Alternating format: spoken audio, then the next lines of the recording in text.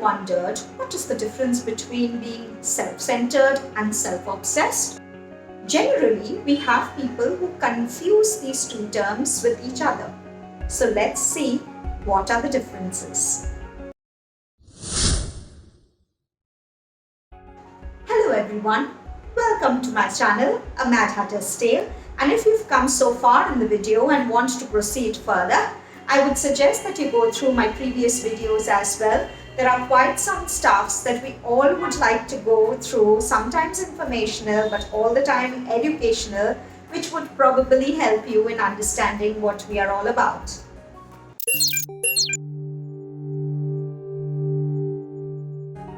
And before we go into more content talking about the difference between a self-centered and a self-obsessed person, I would suggest that you hit that like and subscribe button along with the bell icon, which will give you notifications whenever a new video is up. So without any further delays, let's get into the difference between a self-centered and a self-obsessed person. Our culture has always promoted selflessness and sacrifice as a virtue. Hence, people who think about themselves and their own happiness are considered to be selfish and sometimes called self-centered. Again, I wish you to understand that being self-centered essentially is necessary to a certain extent. Of course, unless you are intentionally hurting someone's feelings or being insensitive to people's needs. A self-centered person has an elevated sense of the self. The person is seeking gratification and appreciation.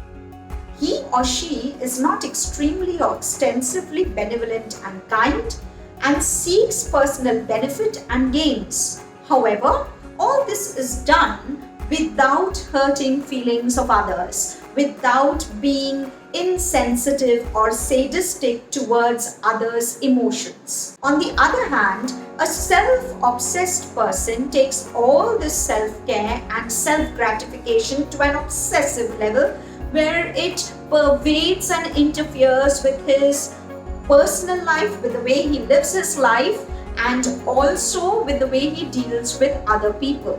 These people are insensitive to others' feelings, their actions hurt you, they are manipulative. In some cases, a self-obsessed person is also a narcissist. Narcissists are people who are emotionally manipulative and they get their joy and kick by putting you down. So the only way they feel great about themselves is when they make you feel smaller or make you feel less great about yourself. Let us move on to an example which illustrates the difference between a self-obsessed person and a self-centered person. For example, you are in a class and there is this one person who has all the important class notes which the others don't. You move up to this person and you ask the person to lend you the notes so that you can prepare for your exams. A self-centered person will first think, if giving you the notes, whether to copy it down or to photocopy it, does not hamper his or her own time of study and preparation, he or she will give it to you without any hesitation. So there is no ill feeling against you. He or she may not give it to you if it hampers his or her own time of study or his or her own time for preparation. On the other hand, a self-obsessed person will not give you the notes, whether or not it hampers his or her time for study or preparation. So the exams may be, say, 6 months later, 3 months later, but a self-obsessed person will hold on to it dearly just because he or she does not want to give it to you.